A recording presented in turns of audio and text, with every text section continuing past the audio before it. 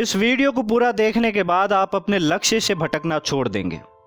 हम में से कई लोग अपना लक्ष्य तय करते हैं और उसे हासिल करने की कोशिश करते हैं, लेकिन क्या आप जानते हैं एक सर्वे के अकॉर्डिंग सिर्फ 2.5% लोग ऐसे होते हैं जो अपने लक्ष्य को हासिल कर पाते हैं। बाकी के लोग बीच में ही छोड़ देते हैं या फिर अपना रास्ता बदल लेते हैं। तो ये क्यों होता है? क्या इसलिए क्योंकि वो हमारा लक्ष्य सही नहीं था, या फिर इसलिए कि हम उस लक्ष्य को छोड़कर दूसरी तरफ चल गए थे, या फिर इसलिए कि हम बीच में आ रही रुकावटों से डर करके वापस चल पड़े थे? नमस्कार, मैं Mahendra Sangwa, motivational speaker, relationship expert और locoself.com का फाउंडर, आज फिर उपस्थित हूँ आपके सामने एक नए वीडियो के साथ, एक नई टॉपिक, नई कहानी के साथ। आज के इस वीडियो में हम 5 बौद्ध भिक्षुओं की एक कहानी सुनने वाले हैं जो हमें इस टॉपिक को और भी ज़्यादा अच्छे से समझने में मदद करेगी। तो एक बार एक बौद्ध मठ का एक लामा अपने प्रधान को एक पत्र लिखता है और उस पत्र में ये लिखता है कि उसे अपनी सहायता के लिए एक लामा और चाहिए। वो प्रधान को पत्र मिलता है, प्रधान पत्र पढ़ता है और अपने शिष्यों को बुलाकर उनमें से 5 शिष्यों को उस मठ में जाने के लिए तैयार करता है। तो जब 5 शिष्यों को तैयार करता है तो उन 5 में से एक शिष्य ने यह सवाल किया प्रधान से कि जब वहाँ पर एक ही लामा की ज़रूरत है तो हम 5 को वहाँ पर क्यों भेजा जा रहा है, जबकि हम 5 की वहाँ पर कोई ज़रूरत नहीं है। तो प्रधान ने बोला कि इसका भी एक कारण है। कारण ये है कि रास्ता बहुत लंबा है और रास्ते में रुकावटें हज़ारों हैं। इस कारण से तुम 5 को भेजा जा रहा है और हो सकता है कि उन रुकावटों की वजह से तुम 5 में से एक भी शिष्य वहाँ पर ना पहुँच पाए। तो सभी शिष्य वैसे मन ही मन बहुत ज़्यादा नाराज़ हुए कि वहाँ पर एक लामा की ज़रूरत है और हम 5 को वहाँ पर भेजा जा रहा है। प्रधान की बुद्धि भ्रष्ट हो गई है, इन्हें ये नहीं पता कि हम किसी भी रुकावट से नहीं डरते, किसी भी रुकावट के आगे रुकते नहीं है, झुकते नहीं है और हम हर रुकावट का सामना कर सकने में सक्षम हैं। लेकिन क्योंकि प्रधान की आज्ञा थी, प्रधान का आदेश था, तो उन्हें वहाँ पर जाना ही था। दूसरे दिन वो 5 शिष्य रवाना हुए और कुछ ही दूर चले थे कि एक गांव का एक व्यक्ति दौड़ता हुआ उनके पास आया और आकर के उनमें से एक शिष्य से निवेदन करने लगा कि वो अब उनके गांव में चलकर उनके आश्रम में रहे, क्योंकि उस गांव के आश्रम में जो लामा, जो महात्मा रहते थे, उनकी मृत्यु हो गई है और इस वजह से अब उस आश्रम में कोई भी नहीं है। इसलिए वो वहाँ पर चलें और उस गांव के सभी लोग मिलकर उसकी तनख्वाह और खाने पीने का पूरा इंतज़ाम करेंगे। शिष्य के मन में लालच आ गया और वो वहाँ से उन गाँव वालों के साथ में चल पड़ा और बाकी के 4 शिष्यों से कहा कि वहाँ पर एक ही लामा की ज़रूरत है और तुम वैसे भी 4 हो और यहाँ पर कोई नहीं है, इसलिए मुझे यहाँ पर रहना पड़ेगा। वो वहाँ पर गांव में चला गया और बाकी के 4 शिष्य आगे बढ़े। थोड़ी दूर आगे बढ़े थे कि एक राजा अपने घोड़े पर सवार होकर उन शिष्यों के पास आया।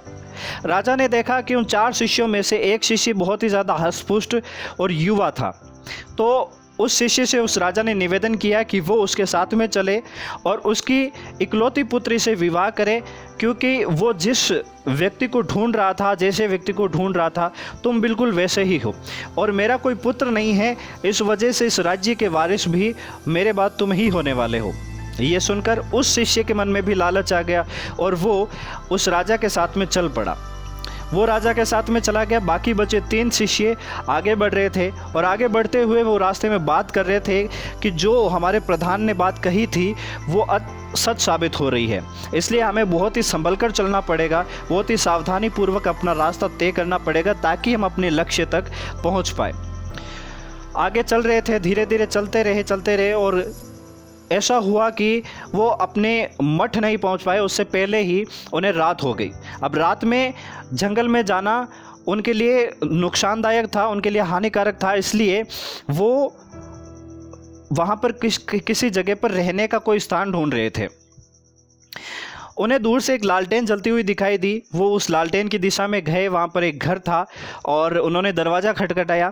घर से एक लड़की निकली और उन्होंने दरवाज़ा खोलकर उन सब तीनों जो शिष्य थे, तीनों शिष्यों को अंदर ले गई, विश्राम करवाया, भोजन करवाया और उनको धन्यवाद दिया कि वो बहुत ही सही समय पर आए हैं, क्योंकि उसके माता पिता किसी कारणवश बाहर गए हुए हैं और उन्हें आने में कुछ दिन लगेंगे और मुझे अकेले में बहुत ज़्यादा डर लगता है।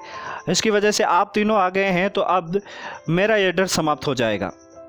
दूसरे दिन जब सुबह हुई तो वो तीनों जो शिष्य थे वो वहाँ से जाने के लिए रवाना हुए, लेकिन एक शिष्य जो है उस लड़की से बहुत ज़्यादा प्रभावित हुआ, उसकी सेवा से, उसके भोजन के स्वादिष्ट भोजन से वो बहुत ज़्यादा प्रभावित हुआ, तो उसका वहाँ से जाने का मन नहीं कर रहा था। तभी उस लड़की ने तीनों शिष्यों को रोका और कहा कि कुछ दिन वो यहाँ पे रुके जब तक उसके माता पिता नहीं आ जाते, ताकि उसे डर ना लगे।